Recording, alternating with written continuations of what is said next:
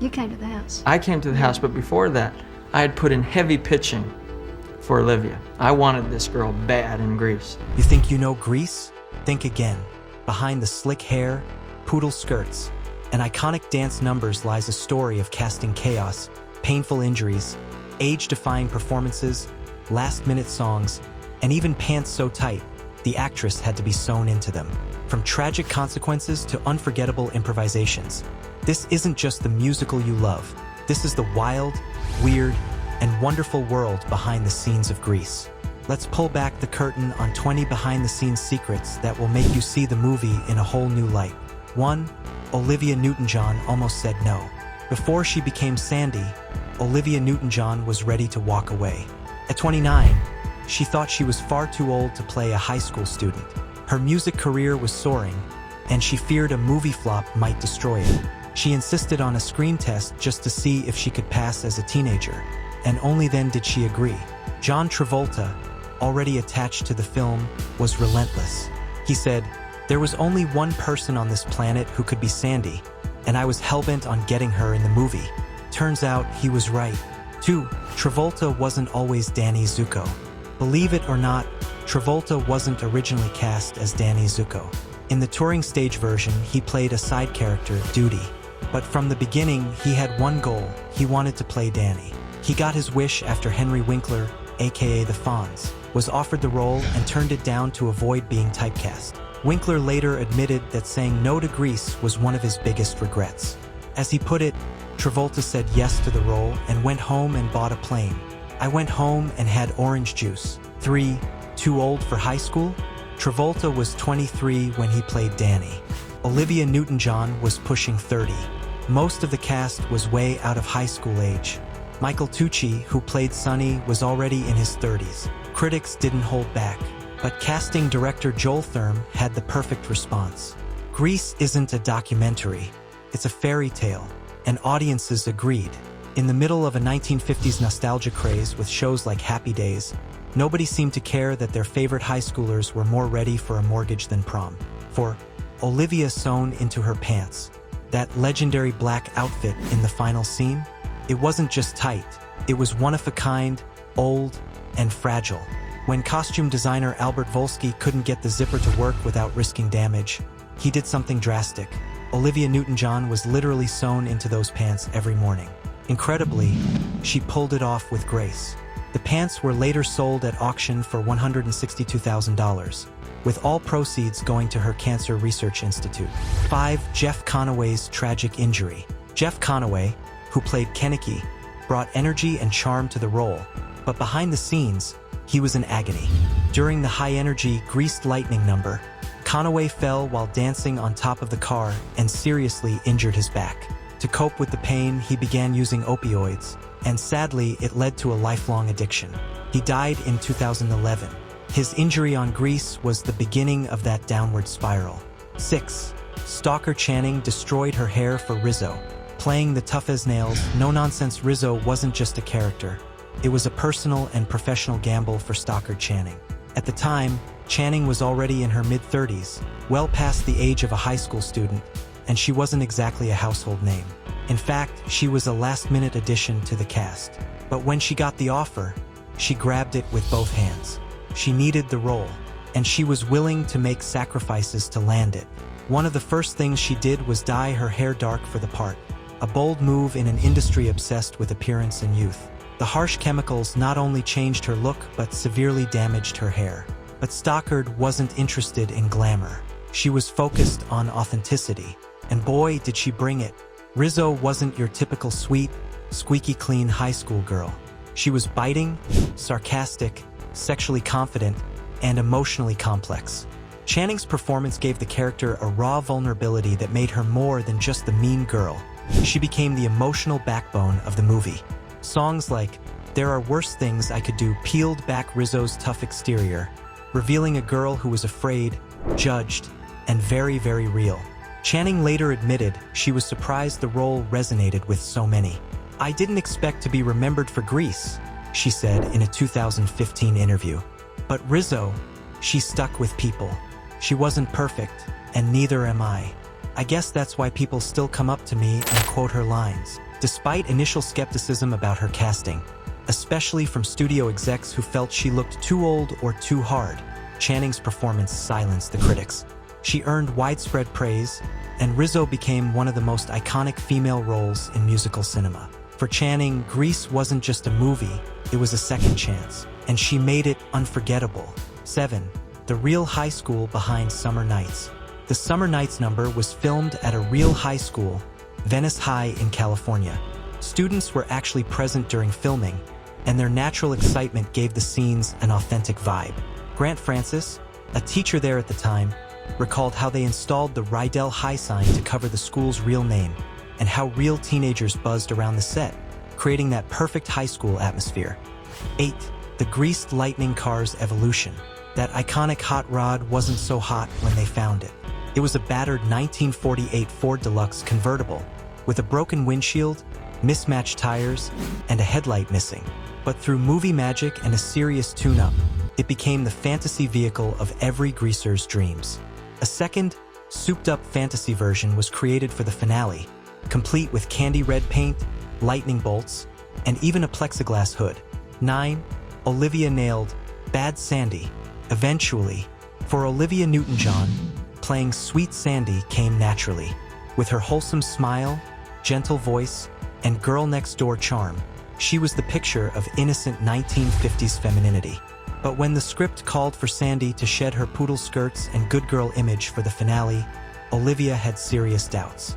She was nervous, very nervous. The transformation into Bad Sandy wasn't just about a costume change. It was a complete shift in energy. Olivia admitted later that she had never worn anything so tight, bold, or overtly sexy before. The skin-tight black spandex pants, leather jacket, stiletto heels, teased hair, and sultry makeup were all a far cry from her usual look. And those pants? They were so tight and delicate that she had to be literally sewn into them each morning on set. No zippers, no mercy.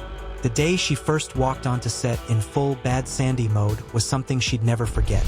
She stepped onto the soundstage, hair teased, makeup flawless, cigarette in hand, and even her co-stars didn't recognize her at first. John Travolta was stunned. The cast and crew stopped in their tracks. Olivia wasn't just playing a role anymore. She was commanding the room. In interviews, she later joked, "All of a sudden, all the boys paid attention to me. I thought, is this what it takes?" It was an eye-opener. I was playing a character, but it gave me this whole new confidence. That scene, where Sandy struts into the school carnival and stuns Danny, is one of the most unforgettable moments in musical history. It wasn't just Sandy's transformation, it was Olivia's too. The moment also redefined her public image. After Grease, she embraced a sexier persona in her music, especially with her 1981 hit, Physical, which would have shocked the Sandy from the first half of the movie. In many ways, Bad Sandy was a rebirth for both character and actress. And decades later, Olivia would look back on that transformation as a defining moment in her career. 10. Songs written on the fly. You're the One That I Want was written specifically for the film and nearly didn't make it in. Director Randall Kleiser didn't think it fit the 1950s vibe. Another hit, Hopelessly Devoted to You, wasn't even ready until after filming had wrapped. Olivia was owed a solo in her contract, so John Farrar wrote the ballad and they squeezed in a recording after production ended.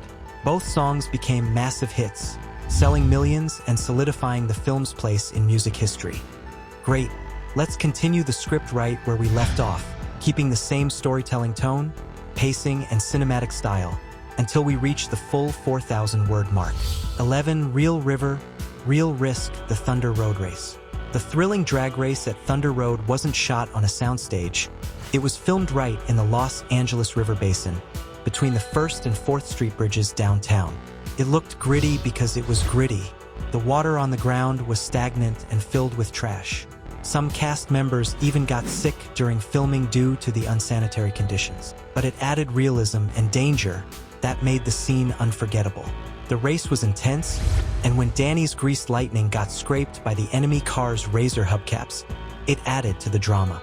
Every risk taken by cast and crew was worth it. 12. The Teabirds weren't always called that. Before they were known as the Teabirds, Danny and his greaser gang had a much less cool name, the Burger Palace Boys. The name worked for the Broadway stage version, but for the film, producers felt it lacked that rock and roll bite. So they rebranded the gang as the Teabirds, instantly iconic and way more rebellious. 13. Lorenzo Lamas' hair sacrifice. Lorenzo Lamas, who played the athletic Tom Chisholm, was just 19 when he joined the cast, but his look didn't fit. He was too tall, too bulky, and too dark-haired to contrast with the Teabirds. So producers sent him to Rodeo Drive to bleach his hair blonde. He didn't love the idea, but he later joked, "I would have dyed it purple to be in Grease." It wouldn't be the last time he changed his look for a role. 14. Olivia's costume auction and a final goodbye. Years after Grease was released, Olivia Newton-John decided to auction off some of her most famous memorabilia, including those iconic black pants. The sale was emotional, but deeply meaningful. Every dollar raised went to the Olivia Newton-John Cancer Research Institute. She had battled breast cancer 3 times and used her fame not for vanity, but for saving lives. In 2019, it was revealed that Spanx founder Sarah Blakely bought the pants for $162,000. Olivia may have played Sandy the sweetheart, but in real life, she was a fighter. 15. A secret crush and a short-lived marriage. Jeff Conaway didn't just admire Olivia Newton-John from afar, he had a real-life crush on her. But he never got the nerve to ask her out. Instead, fate had other plans. He met her sister, Rona Newton-John, during filming and was instantly smitten. They married soon after, but like many whirlwind Hollywood romances, it didn't last. The couple divorced after 5 years. Still, Jeff remained close with Olivia. After his death in 2011, she said, "He had a good heart. He was a big part of our family for many years." 16. Sid Caesar, master of improv. As Coach Calhoun, comedy legend Sid Caesar brought hilarity to the screen. What many don't know is that much of his performance may have been improvised. Caesar had a long history of rewriting his own lines, sometimes even during live performances. Though there's no concrete evidence for every line in Grease, his reputation as an improv master makes it likely that many of Coach Calhoun's funniest moments came straight from Sid himself. 17. Travolta's sister was in the movie. Did you catch John Travolta's sister in Grease? Probably not, but she's there. Ellen Travolta made a subtle cameo as one of the waitresses in the Frosty Palace diner during the televised school dance scene. She's the one who says, "Oh, there's Danny and Sandy." She also lent her voice to the movie's soundtrack, adding a familial touch to one of Hollywood's most iconic musicals. 18. The carnival finale was chaos. The big finale, the carnival scene, looks like a blast. But in reality, it was filmed under blistering heat and was a logistical nightmare. The rides were real, the sweat was real, and the nausea? Oh, that was very real. Actor Barry Pearl recalled going on the octopus ride with fellow cast members. 10 seconds in, Michael started yelling, "I'm going to throw up," and I said, "Don't let him off." I thought he was joking, but he wasn't. Despite the chaos, the finale wrapped the film with an unforgettable bang, just as fun and frantic as it looked. 19. Cotton candy skies, literally. The final scene of Grease is one of the most iconic endings in movie history. Sandy and Danny, transformed and reunited, hop into the shimmering, candy-red greased lightning car. With smiles and waves to their friends, the couple drives off, and suddenly, the car lifts off the ground and soars into the sky, disappearing into the clouds. But here's the surprise. Those pink, fluffy clouds that float across the screen, they weren't visual effects. There was no CGI. In fact, special effects as we know them today didn't even exist in 1978. Those clouds were real, handmade from dyed cotton and suspended by wires and rigs above the set. The filmmakers wanted something surreal, something that said, "This isn't just the end, it's a dream come true." Production designer Philip Smith and his team meticulously dyed and fluffed giant tufts of cotton candy-colored material, then arranged them into layers to create the illusion of a soft, pastel sky. The team used careful lighting to make the cotton glow, creating the magical effect of floating through a fairy tale sunset. The scene was meant to signal that Grease wasn't rooted in gritty realism. It was a stylized fantasy. The flying car and the whimsical clouds were symbolic, a visual metaphor for that heady, romantic teenage feeling that anything is possible when you're in love. Director Randall Kleiser later said he wanted the ending to feel larger than life, like something out of a dream, and it worked. Generations of viewers have watched that scene, wide-eyed, wondering how it was pulled off. Even decades later, the pink clouds remain etched into pop culture memory. They've inspired everything from Halloween costumes to stage play recreations and even art installations. They weren't just part of the background, they became part of the Grease legend. In a time before green screens and digital effects, the film crew crafted magic by hand, and those dreamy cotton clouds helped lift Grease from a high school musical into a timeless cinematic fairy tale. 20. Why we still love Grease. So why is Grease still so beloved decades after its release? Why do we still sing Summer Nights at the top of our lungs at karaoke? Or quote, "Tell me about it, stud with a grin"? Why does Sandy's transformation still send chills? And why do high school productions and sing-along screenings continue to sell out? Because Grease is more than a movie. It's a shared experience, a vibrant time capsule, a technicolor fantasy where teenage angst meets pop perfection. It taps into something universal, that magical, messy moment when adolescence gives way to adulthood and the world feels bigger than your locker, your crush, or your Letterman jacket. The cast wasn't made up of real teenagers. The cars weren't showroom ready. The script changed. Some songs were last-minute additions, and the story was filled with contradictions. Innocent and edgy, goofy and sincere, retro and timeless. But somehow, none of that mattered. The imperfections made it perfect. Because Grease wasn't trying to be real, it was trying to be relatable. And it succeeded. It gave us characters who weren't superheroes or rock stars, but kids fumbling through friendship, love, rejection, reputation, and identity. Sandy, Danny, Rizzo, Kenicky, they all represent pieces of who we were, or who we wanted to be. It also captured a sense of joy that's rare in modern cinema. From the infectious choreography to the neon costumes to the music that practically dares you not to dance, Grease is a celebration. It's an escape, a musical dream, a jolt of pure, optimistic energy. And perhaps most importantly, it still brings people together. Parents pass it down to their kids. Couples bond over it. Friends belt out the lyrics in living rooms, in cars, in theaters, in costume. Whether you first saw it in 1978 or yesterday on streaming, Grease remains timeless because it speaks to something eternal. The thrill of growing up, the pain of change, and the wild, wonderful ride in between. And just like that car in the final scene, Grease continues to soar, right into our hearts. What mattered was heart, and Grease had plenty of it. So now that you know the real story behind Grease, which behind-the-scenes secret surprised you the most? Was it Olivia being sewn into her pants? The drag race shot in polluted water? Or maybe the heartbreaking story of Jeff Conaway? Let us know in the comments. And if you're hopelessly devoted to movie magic, be sure to hit that like button, subscribe, and ring that bell so you never miss a deep dive like this one. And don't forget, you're the one that I want. Ooh.